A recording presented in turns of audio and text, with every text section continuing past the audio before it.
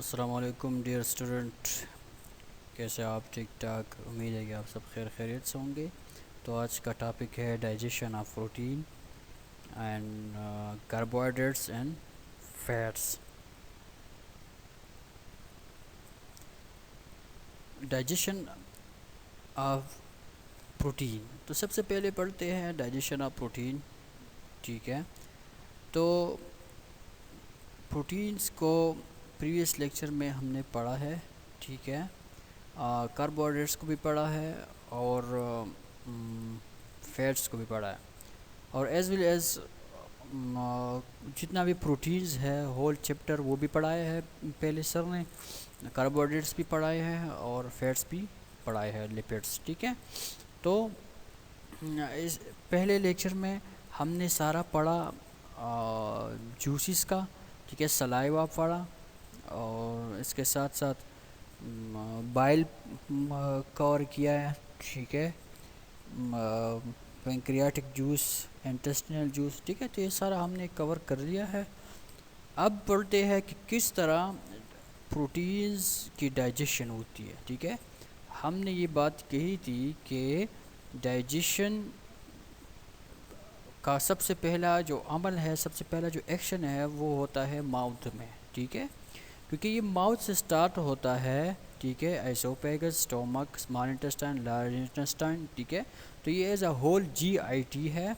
जब सबसे पहले हम नवाला लेते हैं, कुछ खाते हैं, फूड्स लेते हैं, फ्रूट लेते हैं, ठीक है, जो भी हम ले लेते हैं मुंह में डाल देते हैं, तो सबसे पहले जो एक्शन होता है वो माउथ में होता है थ्रू सलाइवा। ठीक है, फिर आके स्टोमक में आ जाता है, तो स्टोमक वहाँ पर स्टोमक एक्शन होती है। स्टोमक में वो अपना एक्शन करता है फूड के ऊपर। ठीक है, फिर एट लास्ट आ जाता है इंटेस्टाइन में। ठीक, तो इंटेस्टाइन फिर वो अपना एक्शन करके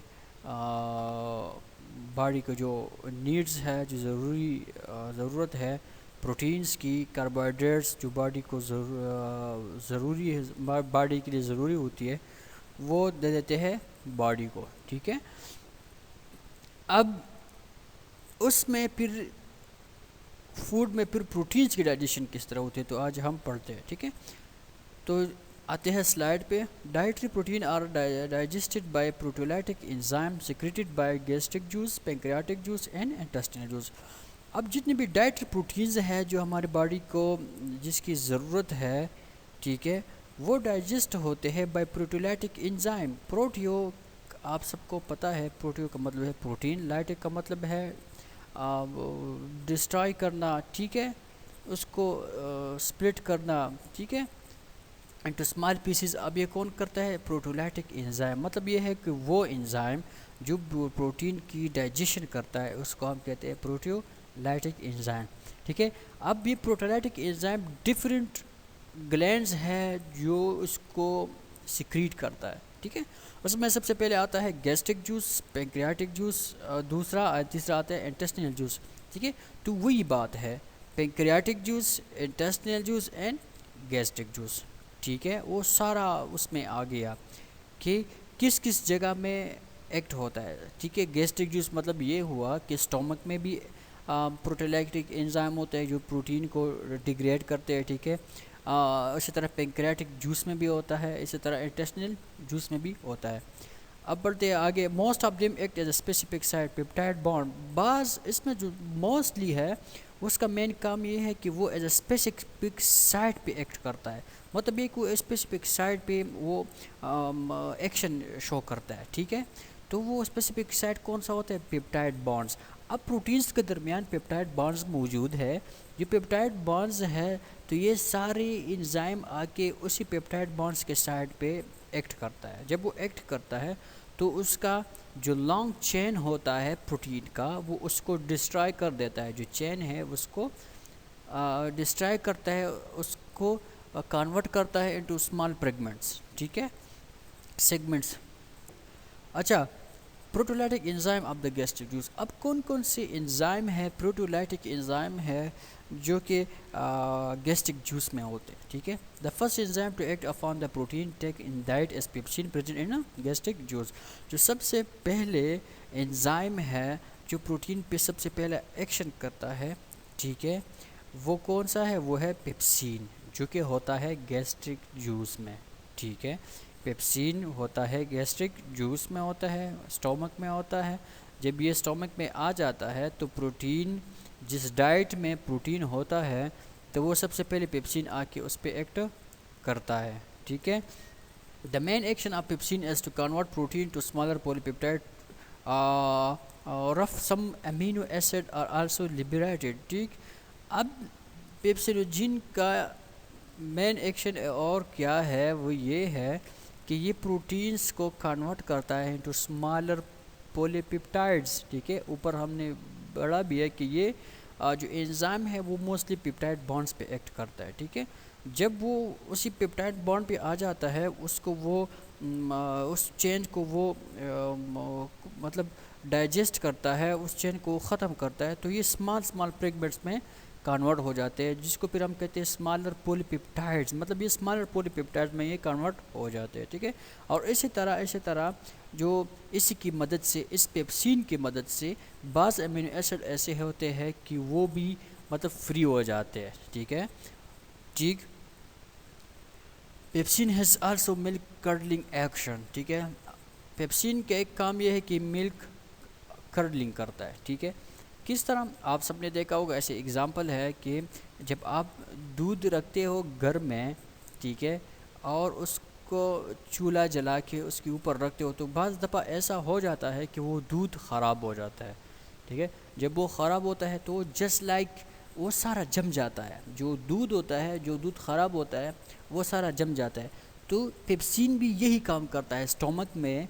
पेप्सिन मिल्क के साथ यही करता है कि जो मिल्क होता है जैसे ही स्टोमक में जाता है और पेप्सिन उस पर एक्ट करता है, जो मिल्क है वो कर्लिंग बनाता है। मतलब ये कि वो बिल्कुल जस्ट लाइक बिल्कुल जम जाता है, ठीक है। जो मिल्क है वो जम जाता है उसमें स्टोमक में, ठीक है।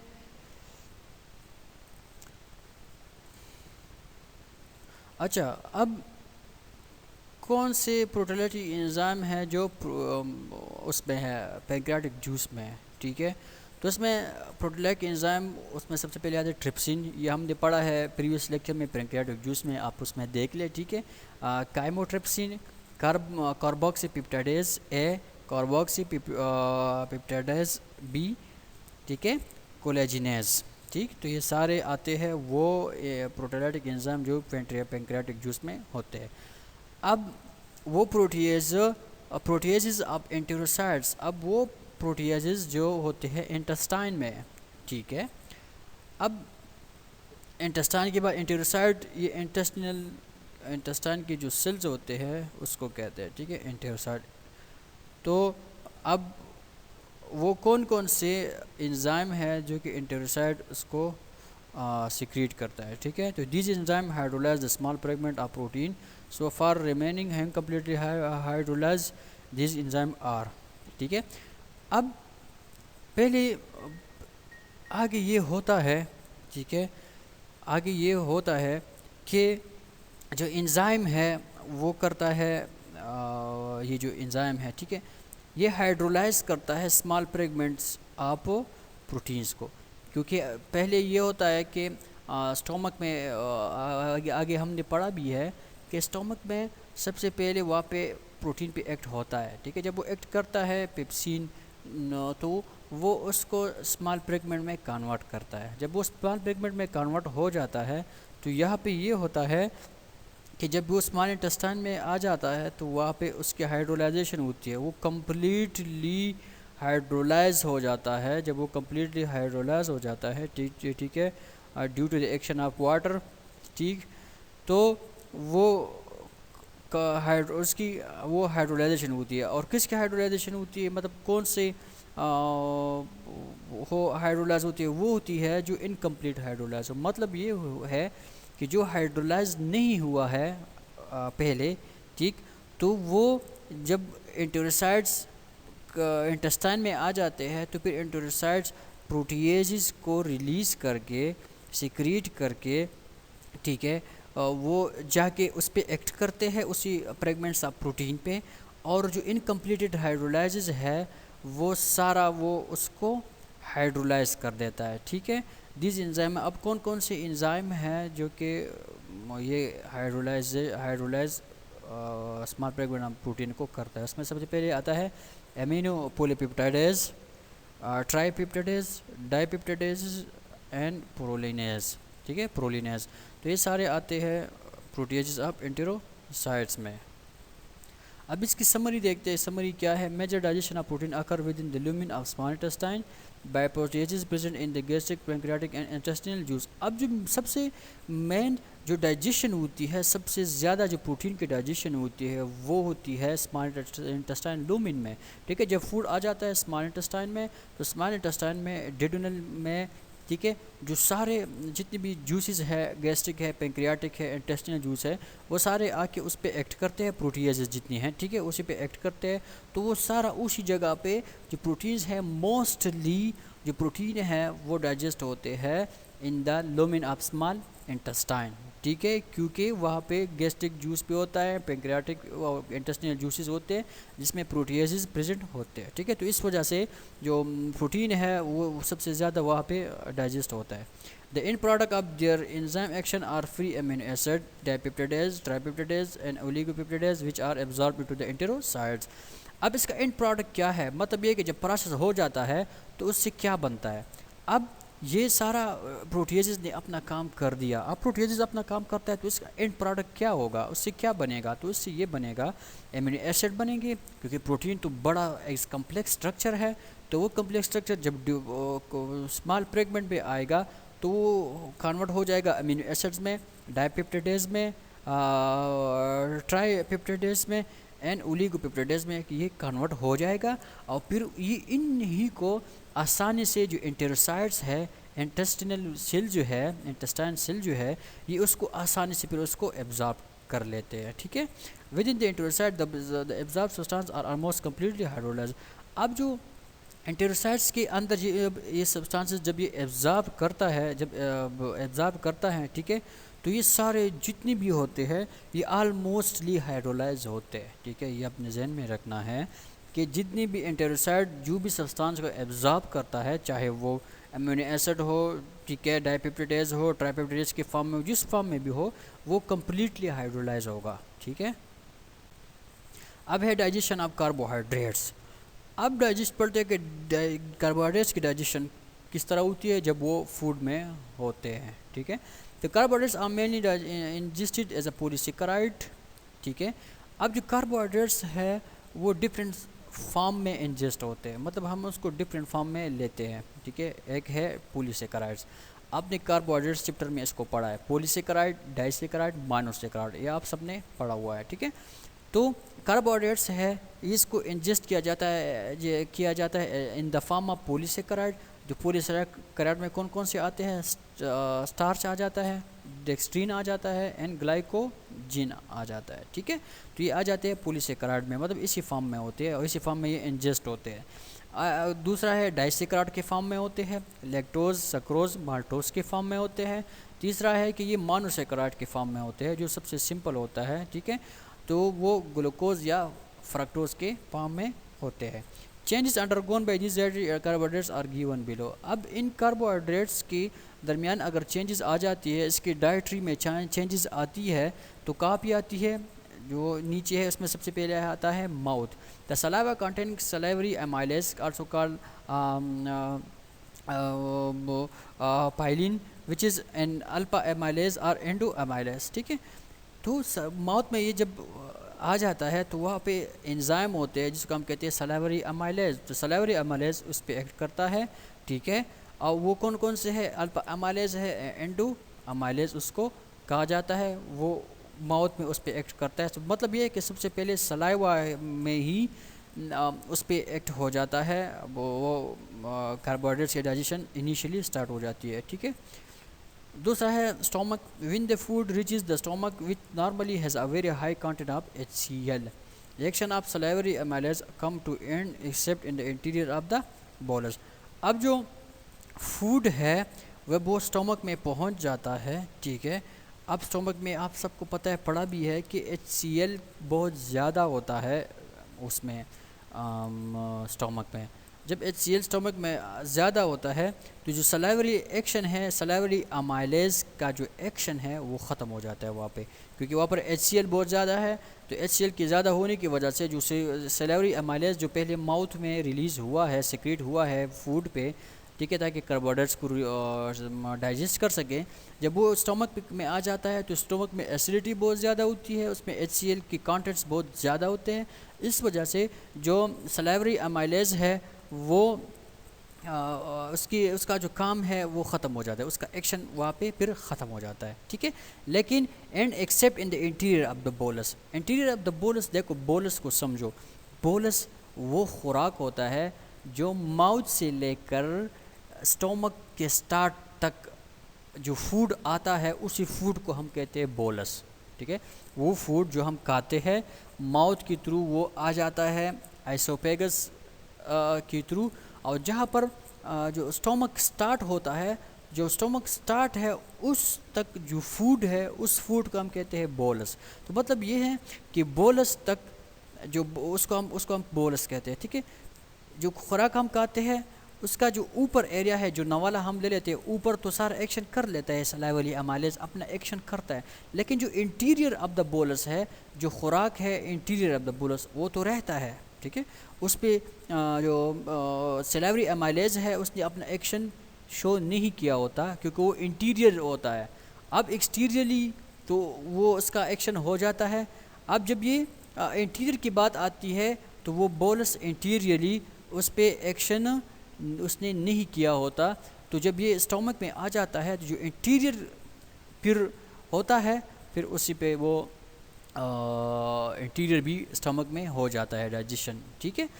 तो यहाँ पर यही बात हो रही है, ठीक है, कि सलाइवरी अमाइलेज क्योंकि नवाला हम लेते हैं वो जल्दी फिर हम जाके जो जैसे हम मुंह में लेते हैं वो जल्दी हम उसको निगल भी लेते हैं तो जल्दी वो स्टमक में पहुंच जाता है। तो इस दरमियान वो इंटीरियर जो बोलस है, जो खुराक है, उसका उस पर एक्शन नहीं करता, बल्कि जो ऊपर वाला एरिया है उस पर वो अपना एक्शन शो करता है, ठीक है। तो जब वो चला जाता है स्टोमक में तो उसका एक्शन भी ख़त्म हो जाता है, ठीक। अब काम है स्टोमक का, तो स्टोमक जाके फिर अपना एक्शन करेगा। दूसरी बात ये है बोलस का, तो मैंने बताया कि बोलस किसे कहते हैं। जब ये आ जाता है स्टोमक में और फिर स्टोमक से ये जाता है, ये वही खुराक, वही डाइजेस्टेड जो खुराक है वो फिर स्मॉल इंटेस्टाइन में जाता है, तो उसको फिर हम काइम कहते हैं। काइम मैंने पहले भी लेक्चर में बताया है, काइम, ठीक है। जो स्टोमक है, स्टोमक के स्टार्ट तक ये आता है बोलस के फॉर्म में, और जब ये स्टोमक से जाता है तो ये काइम के फॉर्म में होता है, ठीक है, खुराक। अच्छा, तीसरा है small intestine. An intestinal amylase present in the succus entericus also exerts some star splitting action, ठीक है। तो intestinal amylase वो succus entericus में होते हैं। succus entericus का मैंने बताया भी था कि जो इंटेस्टिनल जूस है उसको दूसरा नाम दिया जाता है सक्कस एंटेरिकस। अगर एमसीक्यूज़ में आ जाता है कि सक्कस एंटेरिकस किसको कहा जाता है तो आपने कहना है कि इंटेस्टिनल जूस को कहते हैं। अगर आ जाता है कि इंटेस्टिनल जूस को दूसरा नाम क्या दिया जाता है तो उससे आपने कहना है कि सक्कस एंटेरिकस उसको कहा जाता है। अब इंटेस्टाइन में इंटेस्टिनल अमाइलेज होता है जो कि डायरेक्टली एग्जर्ट करता है, एक्शन शो करता है ऑन स्टार्क। तो स्टार्क को ये स्प्लिट करता है, ठीक है। मतलब ये हुआ कि ये डायरेक्टली स्टार्क जो होते हैं जो आते हैं पॉलीसेकेराइड्स में, ठीक है। तो ये इंटेस्टिनल अमाइलेज जाके उस पर एक्ट करता है और उसको स्प्लिट करता है, उसकी चेन को डिस्ट्रॉय करता है, जो पेप्टाइड बॉन्ड्स होते हैं उसको ख़त्म करता है, ठीक है। The end product of the polysaccharide digestion within the small intestine include maltose, isomaltose, maltotriose. अब जो पॉलीसेकेराइड है ऊपर मैंने बताया स्टार्क, ये पॉलीसेकेराइड्स है। जब ये उस पर एक्ट करता है स्मॉल जो इंटेस्टिनल अमाइलेज है एक्ट करता है तो ये स्टार्क स्प्लिट हो जाता है, ठीक है। मतलब उसका चेन डिस्ट्रॉय हो जाते हैं, पेप्टाइड बॉन्ड ख़त्म हो जाते हैं, तो इस लिहाज से ये सिंपल में कन्वर्ट हो जाता है। अब वो सिंपल जिसका प्रोडक्ट क्या होगा, इन प्रोडक्ट क्या होगा, जब इंटेस्टिनल अमाइलेज उस पर काम करेगा तो क्या होगा, वो पॉलीसेकेराइड डाइजेशन हो जाएगी और वो कन्वर्ट हो जाएगी कहाँ, किस किस में, माल्टोस में, आइसोमाल्टोस में एंड माल्टोट्रायोस में ये कन्वर्ट हो जाएगा, ठीक है। This taken in food and reaching the small intestine and such come in contact with the epithelial cell lining the wall of small intestine, ठीक है। हाँ, अच्छा, this taken in food and reaching the small intestine ठीक है। अब ये जो हम लेते हैं, ये तो सिंपली बात है कि हम उसको फूड में लेते हैं, ठीक है। अब ये फिर आ जाता है स्मॉल इंटेस्टाइन में, ठीक है। और जब स्मॉल में इंटेस्टाइन में आ जाता है तो फिर इसका जो कांटेक्ट है वो बन जाता है एपिथेलियल सेल के साथ जो स्मॉल इंटेस्टाइन में होते हैं, ठीक है। एपिथेलियल जिसको हम कहते हैं इंटेस्टिनल एपिथेलियल सेल्स, ठीक है, इसको हम ये भी कहते हैं इंटेस्टिनल एपिथेलियल सेल भी कहते हैं। तो जो फूड हम ले लेते हैं और वो स्मॉल इंटेस्टाइन में आ जाता है, तो वो जो एपिथेलियल सेल जो स्मॉल इंटेस्टाइन में होते हैं, ठीक है, स्मॉल इंटेस्टाइन में होते हैं, ये इसके साथ कांटेक्ट में आ जाते हैं, ठीक है। तो ये इसके साथ कांटेक्ट में आ जाते हैं। The enterocyte have several enzyme, जब ये कांटेक्ट में आ जाते हैं तो फिर इसके बाद क्या होगा, the enterocyte have several enzyme which include those catalytic hydrolases of their respective oligosaccharide substrated to their monosaccharide unit.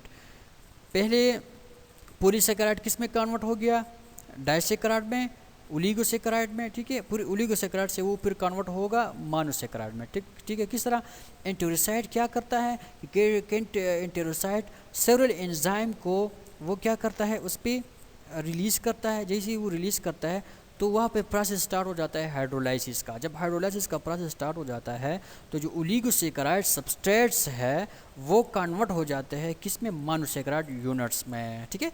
मतलब ये कि पूरी सैकेराइड से कन्वर्ट होता है ओलिगोसैकेराइड में, ओलिगोसैकेराइड कन्वर्ट होता है मोनोसैकेराइड में, जो सबसे सिंपल है, ठीक है।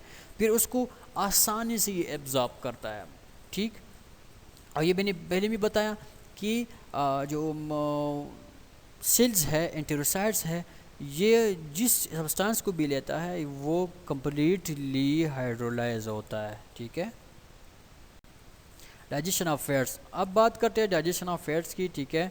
उसी तरह से अब फैट्स किस तरह डाइजेस्ट होते हैं। हाइड्रोलाइसिस ऑफ फैट्स ट्राइग्लाइसराइड और tri acyl glycerol as the initiated by lingual lipase added to saliva by Ebner's gland and by the gastric lipase, ठीक है। अब जो सबसे पहले फैट्स की हाइड्रोलाइसिस होती है, ठीक है, in the form of triglyceride और ट्राई एसाइल ग्लाइसरॉल, ठीक है, इन फॉर्म में ये इसकी हाइड्रोलाइसिस होती है। अब इसको इनिशिएट कौन करता है, इसको स्टार्ट कौन करता है, तो इसको स्टार्ट करता है लिंगुअल लाइपेज, ठीक है। तो इसको स्टार्ट करता है लिंगुअल लाइपेज जो कि सलाइवरी में ऐड होता है, ठीक। अब ये सलाइवरी में ऐड होता है लेकिन इसको सीक्रेट कौन करता है, इसको सीक्रेट करता है इब्नस ग्लैंड जो कि होते हैं माउथ में होते हैं, ठीक है। और ये सीक्रेट करता है लिंगुअल लाइपेज को, ठीक, टू द सलाइवा, ठीक। तो अपना एक्शन इनिशियली वहाँ से स्टार्ट होता है और as well as gastric lipase, उसी तरह गैस्ट्रिक लाइपेज भी की वजह से भी ये फैट्स की जो हाइड्रोलाइसिस है वो इनिशिएट हो जाता है, ठीक है। अब both this lipase act on position 3 of try acyl glycerol liberating 1,2 die acyl glycerol and free fatty acid. अब gastric lipase and lingual lipase दोनों एक्ट करते हैं, कहाँ पे एक्ट करते हैं, एक्शन कहाँ पे शो करते हैं, पोजीशन नंबर 3 पे, और पोजीशन नंबर 3 कहाँ पे, एसाइल ग्लाइसरॉल में, ठीक है। तो गैस्ट्रिक लाइपेज, लिंगुअल लाइपेज ये आके पोजीशन नंबर 3 पे ऑफ एसाइल ग्लाइसरॉल पे ये एक्ट करता है, वहाँ पे ये एक्शन करता है। जब ये एक्शन करता है तो उसको फिर कन्वर्ट करता है, ठीक है, इनटू 1,2 डाई एसाइल ग्लाइसरॉल और इसके साथ साथ फ्री फैटी एसिड में ये उनको स्प्लिट करता है, ठीक है। अच्छा, the lingual lipase remain active in stomach and can bring about up to 30% hydrolysis of the ingested food, ठीक है। लिंगुअल लाइपेज क्योंकि सलाइवे में होता है, अब ये सलाइव फूड हम ले लेते हैं तो ये जो लिंगुअल लाइपेज है वो इसी के साथ स्टमक में भी आ जाता है। पहले हमने पढ़ा जो एमाइलेज थी और जो जैसी ही वो स्टमक में आ जाती है, जब जो हम प्रोटीन की बात कर रहे थे, ठीक है, तो जब वो आ जाती है स्टमक में तो उसकी एक्टिविटी ख़त्म हो जाती है। लेकिन यहाँ पे जो फैट्स है वो इस तरह नहीं होता, जो लिंगुअल लाइपेज है वो आता है स्टमक में लेकिन फिर भी ये स्टमक में एक्टिव होता है। जब ये एक्टिव होता है तो ये 30% तक जो हाइड्रोलाइसिस होती है स्टमक में फैट्स की डाइजेशन वो करता है लिंगुअल लाइपेज। मतलब ये हुआ कि स्टमक में भी ये अपना काम करता है और 30% तक ये हाइड्रोलाइसिस प्रोसेस करता है, ठीक है, स्टमक में। Protein digestion in the stomach deplete phospholipid from protein which greatly help in fats emulsification. अब जो प्रोटीन की डाइजेशन होती है स्टमक में, ठीक है, जब प्रोटीन की डाइजेशन होती है स्टमक में मतलब फॉस्फोलिपिड से जब बनता है फॉस्फोप्रोटीन्स, तो वो क्या काम करता है, वो हेल्प देता है, वो मदद करता है फैट्स इमल्सिफिकेशन की, ठीक है, फैट्स को इमल्सिफाई करता है, ठीक। तो मतलब ये हुआ कि प्रोटीन की डाइजेशन स्टमक में जब होती है तो जो प्रोटीन है, जो फास्फोलिपिड्स है, वो क्या होते हैं, बन जाते हैं फ्रॉम फास्फोप्रोटीन्स। ठीक है, यह बात याद रखना है। मैंने पहले कुछ इधर उधर का वो कर लिया, लेकिन सॉरी। ठीक है, अभी एग्जैक्ट यही है कि जो प्रोटीन स्टमक में डाइजेशन होती है इसकी, ठीक है, और फिर बनते हैं फास्फोलिपिड्स। अब ये फास्फोलिपिड्स किस से बनते हैं? ये बनते हैं फ्रॉम फास्फोप्रोटीन्स। ठीक है, जो कि फिर हेल्प करता है फैट इमल्सिफिकेशन के। और आप नेम को देख लिए, फास्फोलिपिड्स। ठीक है, तो ऑलरेडी ये लिपिड्स इसमें आता है, तो ये एक्ट करेगा फैट्स पे। जब ये फैट्स पे एक्ट करेगा तो ये फैट्स के इमल्सिफिकेशन में मदद करेगा, जस्ट लाइक पहले भी मैंने बताया, जस्ट लाइक शीरा। ठीक है, जो हम जिस तरह शीरा होता है इसी की फॉर्म में ये उसको कन्वर्ट कर देता है। ठीक है,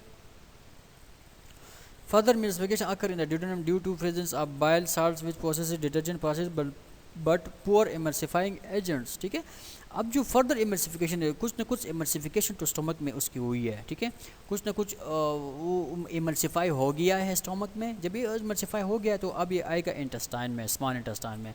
जब ये स्मॉल इंटेस्टाइन में डेडोनम की रीजन में पहुंच जाएगा तो वहाँ पर आल्सो होते हैं बाइल साल्ट, वहाँ पे होते हैं, प्रेजेंट होते हैं, डेडोनम की रीजन में मौजूद होते हैं बाइल साल्ट्स। तो बाइल साल्ट्स भी उसी पर अपना एक्शन क्या करता है, शो करता है। तो उसी की वजह से भी इमल्सिफिकेशन फैट्स की होती है। लेकिन इसको हम कहते हैं कि ये इसमें जो बाइल साल्ट्स है इसमें डिटर्जेंट प्रॉपर्टीज़ होती है, इसमें डिटर्जेंट प्रॉपर्टीज़ होती है। ये इतना ज़्यादा इमल्सिफिकेशन नहीं करता, मतलब हम इसको स्ट्रॉन्ग इमल्सिफाइंग एजेंट नहीं कह सकते। तो ये पुअरली इमल्सिफिकेशन करता है लेकिन स्ट्रांगली नहीं करता। सिर्फ इसका मतलब ये कि कुछ ना कुछ हेल्प करता है कि फैट्स को इमल्सिफाई करे। ये पुअर इमल्सिफाइंग एजेंट होता है। ठीक है, ये स्ट्रांग नहीं होता।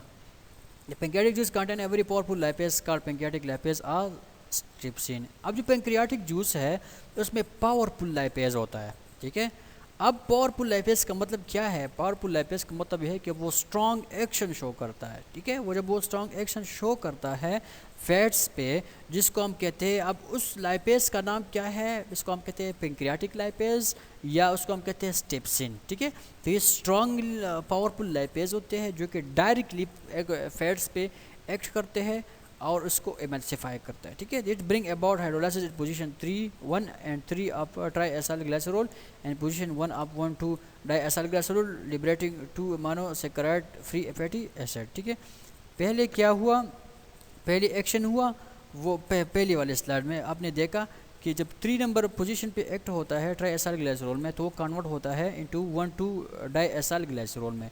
अब जो 1,2 डाई एसाइल ग्लाइसरॉल कन्वर्ट हो चुका है, अब इसको और भी कन्वर्ट करना है क्योंकि स्मॉल इंटेस्टाइन उसको और अब इसको एब्जॉर्ब करना है। तो एब्जॉर्ब करने के लिए ये उसको और भी सिंपल में लेके आता है।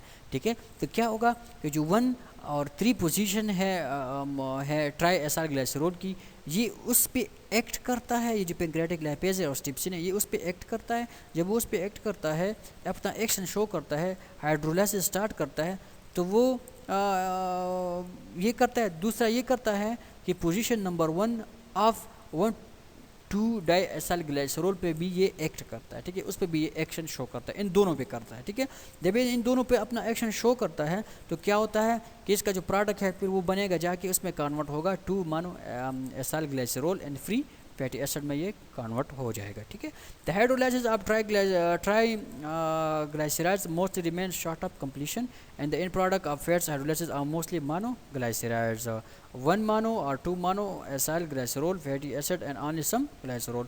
अब हाइड्रोलाइसिस प्रोसेस जो होता है ट्राई ग्लाइसराइड्स की वो मोस्टली शॉर्ट होता है, ये शॉर्ट टाइम में ये कंप्लीट हो जाता है। जब ये शॉर्ट टाइम में ये कंप्लीट हो जाता है, ठीक है, ये ट्राई ग्लाइसराइड, तो इसका फिर एंड प्रोडक्ट क्या होगा? मतलब अब इसकी हाइड्रोलाइसिस हो गई, ठीक है, कम्प्लीटली हाइड्रोलाइसिस इसकी हो गई और with the help of enzyme. ठीक है, तो उसकी एंड प्रोडक्ट क्या होगी? इसकी एंड प्रोडक्ट ये होगी कि ये सारे कन्वर्ट होंगे मोनो ग्लाइसराइड में। ठीक है, मोनो, ठीक है, सबसे जो सिंपलेस्ट वो है उसमें कन्वर्ट हो जाएगा, मोनो ग्लाइसराइड में कन्वर्ट होगा जो है 1 mono and 2 mono acyl glycerol के फॉर्म में। ठीक है, या फैटी एसिड या सम ग्लाइसरॉल के फॉर्म में ये कन्वर्ट होगा। मतलब ये इसका एंड प्रोडक्ट है कि ये इसी एंड प्रोडक्ट में फिर ये उसका इससे यही बनेगा एंजाइम एक्शन के बाद जब एंजाइम एक्शन करता तो ये उससे बन जाएगी। The fatty acid is the intestinal lumen, fatty acid in the intestinal lumen exist as a salt because they are neutralised by sodium bicarbonate present in the pancreatic juice. अब जो fatty acids है, fatty acid भी बनते हैं, ठीक है, तो ये फैटी एसिड जो इंटेस्टिनल लूमेंस में होते हैं, ठीक है, ये एग्जिस्ट करते हैं in the form of salt just like soap, ठीक है, तो इसी फॉर्म में ये इंटेस्टिनल लूमेन में होते हैं, ठीक, because they are neutralise by sodium bicarbonate, क्योंकि इसको न्यूट्रलाइज करता है फैटी एसिड को कौन न्यूट्रलाइज करता है, इसको न्यूट्रलाइज कौन करता है, सोडियम बाइकार्बोनेट, ठीक है, जो कि सीक्रेट होती है पैंक्रियाटिक जूस में। अगर आप पैंक्रियाटिक जूस लेक्चर आपको याद है तो उसमें मैंने बाइकार्बोनेट्स के बारे में आपको बताया था, ठीक है। तो अब ये साल्ट के फॉर्म में क्यों होता है, अब जो फैटी एसिड है यहाँ पे वही बात मैं दोबारा कर रहा हूँ कि फैटी एसिड इंटेस्टिनल लूमेन में एग्जिस्ट करता है in the form of salt.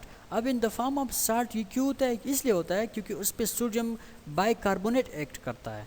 जब वो सोडियम बाइकार्बोनेट उस पर एक्ट करता है तो ये इसको न्यूट्रलाइज करता है, इस वजह से, इस सोडियम बाइकार्बोनेट की वजह से ये होता है in the form of salt, ठीक है, इंटेस्टिनल लूमेन में ये होता है in the form of salt या सोप, जो कि यही होते हैं पैंक्रियाटिक जूस में, जो पैंक्रियास से जूस आता है उसमें ये प्रेजेंट होते हैं।